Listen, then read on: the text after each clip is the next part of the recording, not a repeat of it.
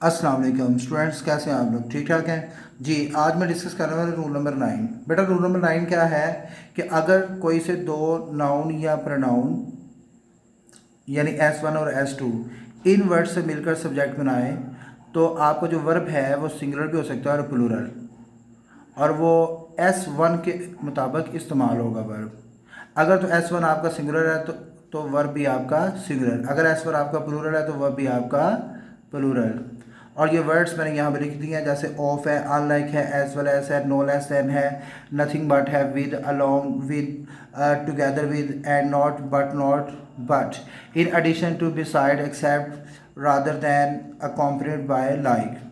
जैसा कि एग्जाम्पल में आप देख सकते हो, I as well as he is a teacher.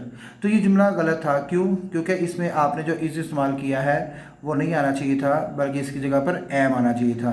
I as well as he am a teacher. Second sentence देखते हैं, all the boys except Ali was present. ये भी गलत था, मैंने उसको वाज को काट दिया है। All the boys except Ali were present. देखें, अली और ऑल द बॉयज़ को किसके साथ कनेक्ट किया गया है? एक्सेप्ट के साथ।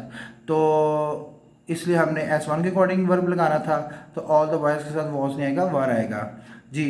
अब हम बढ़ते हैं रूल नंबर 10 की तरफ। रूल नंबर 10 ये है कि it is all about the fraction of something.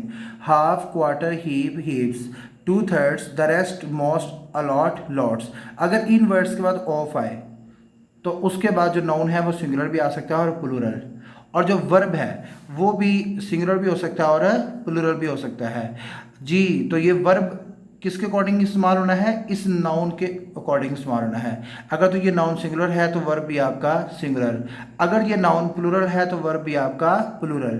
जैसा कि आप एग्जांपल में देख सकते हो, half of the plate is empty. अब देखो, हाफ ऑफ द के बाद जो नाउन है वो सिंगुलर है, इसलिए वर्ब भी क्या है? सिंगुलर, और ये जुमला बिल्कुल ठीक है। लेकिन अगर मैं ये कहता हूँ half of the plates is empty, ये गलत है, क्योंकि प्लेट्स के साथ इज़ नहीं हो सकता, इसलिए इज़ की जगह पर हम क्या लगाएंगे?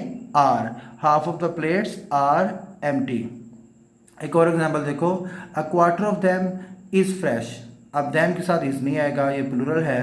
अब क्या होगा? A quarter of them are fresh जी। तो अब हम मूव करेंगे रोल नंबर 11 की तरफ जी। तो जो रूल नंबर 11 है, जो रूल नंबर 11 है उसके उसको भी ज़रा देखते हैं। रूल नंबर 11 है जी, अगर some, any, none, all, most, majority, अगर इन वर्ड्स के बाद ऑफ आ जाए और उसके बाद नाउन सिंगुलर भी सिंगुलर हो तो वर्ब आपका आएगा सिंगुलर, अगर नाउन प्लूरल है तो वर्ब आपका आएगा प्लूरल। यानी ये वाला जो वर्ब है वो इस नाउन के अकॉर्डिंग आपने इस्तेमाल करना है। इन वर्ड्स के बाद जो नाउन है वो सिंगुलर भी हो सकता है और प्लूरल भी हो सकता है। जैसे कि आप एग्जांपल में देख सकते हो, some of my arm was burned. देखो, सम ऑफ के बाद जो नाउन है वो सिंगुलर है, तो अगर नाउन सिंगुलर तो वर्ब भी क्या हमने यूज़ किया है? सिंगुलर, इसलिए जुमला बिल्कुल ठीक है। अगर मैं ये कहूँ some of my arms was burned, तो ये गलत होगा। आर्म्स चूँकि प्लूरल है इसलिए वॉस नहीं आएगा, इसके साथ क्या आएगा? वर आएगा। अच्छा जी, इसमें एक नोट याद रखना है आपने, नोट है मेजॉरिटी के बारे में।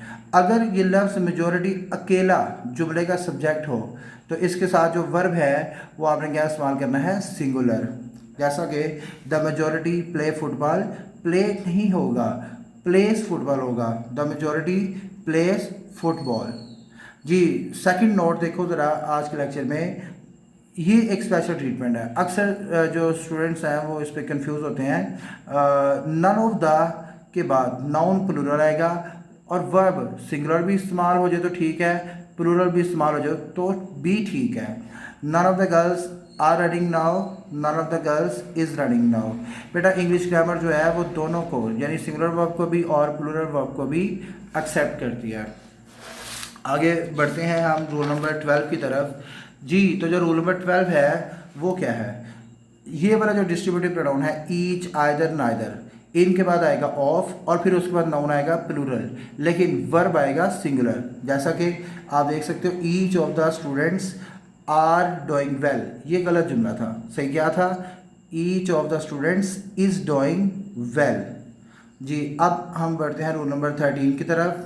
ये it is about indefinite pronouns. ये प्रोनाउन के सेक्शन में मैं आपको बताऊंगा इंडेफिनिट प्रोनाउंस का फंक्शन क्या होता है, लेकिन अभी मैं सिर्फ वर्ब और इन वर्ड्स का एज अ सब्जेक्ट कॉम्बिनेशन क्या है मैं वो डिस्कस कर रहा हूँ। देखें 1 2 3 4 1 2 3 4 multiply 3 is equal to 12। These are 12 words, जैसे nobody, no one, nothing, और इस तरह ये कॉम्बिनेशन बनता है nobody, no one, nothing, anybody, anyone, anything, someone, somebody, something, everybody, everyone, everything. तो ये जो 12 वर्ड्स हैं अगर ये जुमले में एज अ सब्जेक्ट यूज हुए हों तो इनके साथ जो वर्ब है वो सिंगुलर आएगा।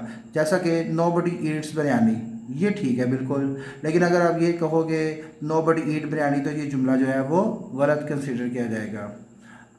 जी तो उम्मीद करता हूँ आपको रूल्स की समझ आई होगी आज, और जो नेक्स्ट रूल्स हैं उनको देखने के लिए जो है वो आप मेरे चैनल को सब्सक्राइब करो, बेल आइकन को टिक करो। इंशाल्लाह नेक्स्ट वीडियो में मैं सब्जेक्ट वर्ब एग्रीमेंट के मज़ीद रूल्स लेकर आपके पास आऊँगा। Thank you so much.